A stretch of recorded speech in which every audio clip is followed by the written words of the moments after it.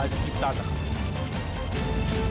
और आपके साथ मैं हूं फराह खान। अब से कुछ ही देर बाद लोकसभा के लिए तीसरे चरण का मतदान शुरू होने जा रहा है। आज लोकसभा चुनाव के तीसरे दौर में 15 राज्यों की 116 सीटों पर मतदान होगा।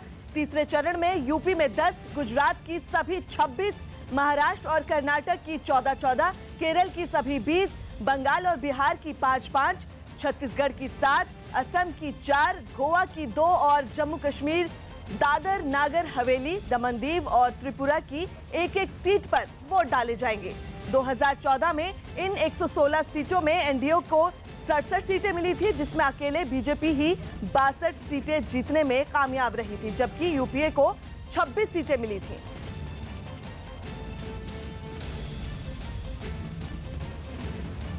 अब से कुछ ही देर बाद लोकसभा चुनाव के तीसरे चरण के लिए वोट डाले जाएंगे और 15 राज्यों की 116 सीटों पर उम्मीदवारों का भाग्य का फैसला होगा, जिसमें गुजरात की 26, केरल की 20 और गोवा की 2 सीटें शामिल हैं। इसके अलावा महाराष्ट्र की 14, कर्नाटक की 14 और यूपी की 10 सीटों पर भी वोट डाले जाएंगे।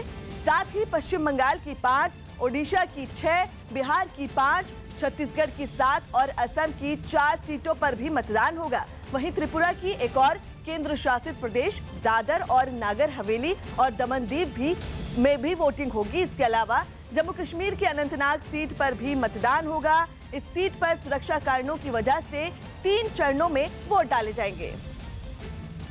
तीसरे चरण के मतदान में सबसे ज्यादा वीआईपी उम्मीदवार मैदान में हैं। आज जिन दिग्गजों की किस्मत ईवीएम में कैद होगी, उनमें केरल के वायनाड से कांग्रेस अध्यक्ष राहुल गांधी, गांधीनगर से बीजेपी अध्यक्ष अमित शाह, मैनपुरी से मुलायम सिंह यादव, अनंतनाग से महबूबा मुफ्ती, तिरुवनंतपुरम से शशि थरूर, मधेपुरा से शरद यादव, ओडिशा के पुरी से संबित पात्रा, बारामती से सुप्रिया सुले, कर्नाटक के गुलबर्गा से मल्लिकार्जुन खड़गे, पीलीभीत से वरुण गांधी, फिरोजाबाद से शिवपाल यादव और रामपुर से